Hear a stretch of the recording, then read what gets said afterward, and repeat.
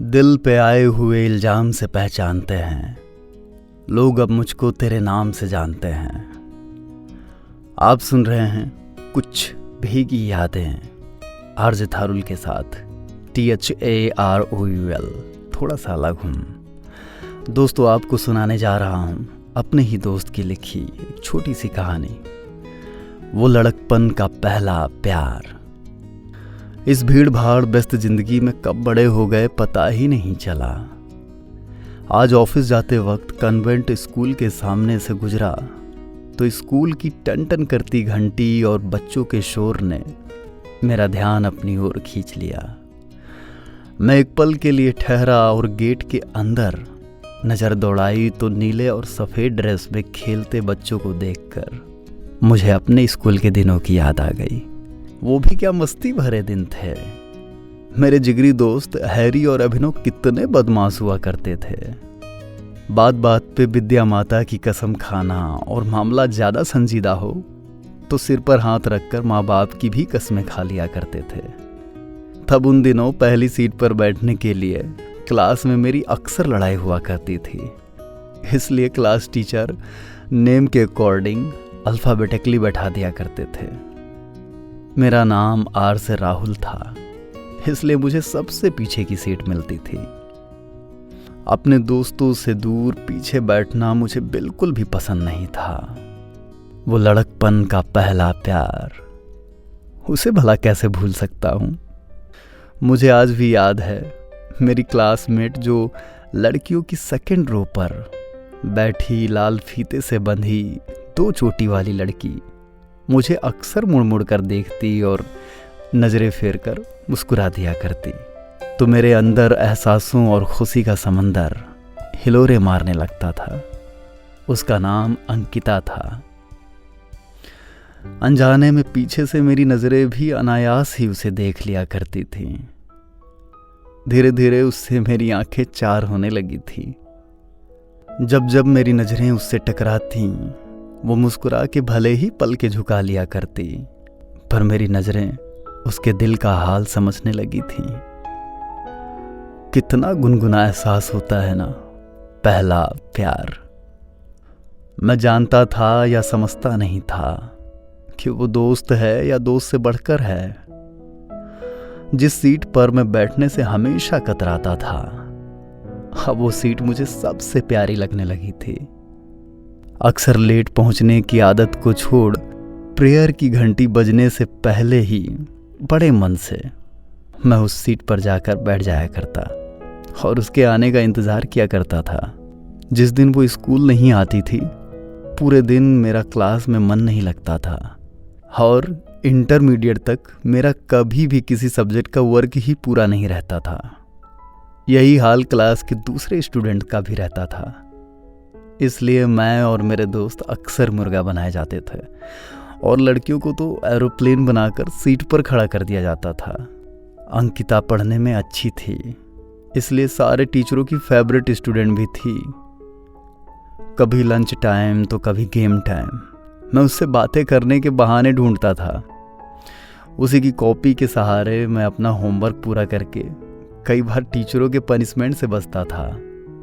मन में उठ रहे इस चाहत की गुनगुनी आहट को जिसे मैं अब तक बयां नहीं कर पाया था, उसे अंकिता की कॉपी के लास्ट पेज पे अक्सर पेंसिल से दिल बनाकर A+R लिख दिया करता था, पर देखने के डर से रबड़ से मिटा भी दिया करता था। या कभी बेंच पर नीले डॉट पेन से खुरचकर वही A+R लिखने की कोशिश करता था। वो निशान तुम्हारी कॉपी में ना सही पर मेरे दिल में आज भी हैं। छुट्टी में घर लौटते वक्त अपने मोहल्ले में मुड़ने से पहले वो एक बार पलटकर जरूर देखती थी। तब मन करता था कि हाथ हिलाकर बाय कर दूं, पर हिम्मत ही नहीं होती थी। मैं बेढंग लापरवाह जरूर सा था, पर इतना जरूर समझता था कि कोई मुझे मन ही मन पसंद करता है। मेरा दिल जानता था कि वह अंकिता ही है। कई बार जो बातें हम शब्दों में नहीं कह पाते वह अनायास ही आंखों में झलक उठती है। तकरीबन 1.5 साल पहले जो नज़रों से कुछ कह देने का सिलसिला शुरू हुआ था वो जल्द ही फेयरवेल के बाद ख़त्म होने वाला था। फाइनल एग्ज़ाम की डेट आ चुकी थी। सभी को अपने एग्ज़ाम की तैयारी भी तो करनी थी।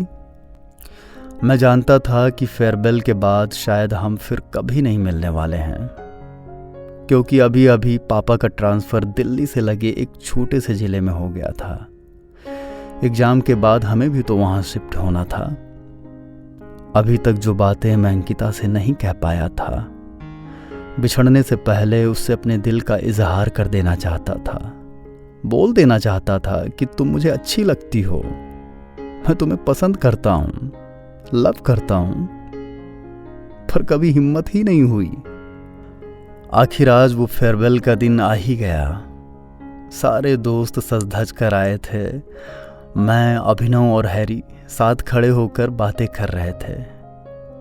अंकिता अभी तक कहीं नज़र ही नहीं आ रही थी। तभी मेरी नज़र पीछे से गुजरती ब्लैक साड़ी और ऊंची हील वाली लड़की पर पड़ी, तो उसे एक बार सामने से देख लेने की चाहत दिल में जगी। वो और कोई नहीं, अंकिता ही थी। उसने मेरी ओर पलटकर मुस्कुराया तो मेरे दिल को कुछ सुकून आया। उसकी कत्थे रंग की बिंदी, आंखों में मस्कारा और सुर्ख होठों को देखकर एक पल के लिए उस पर मेरी नजरें अटक सी गई।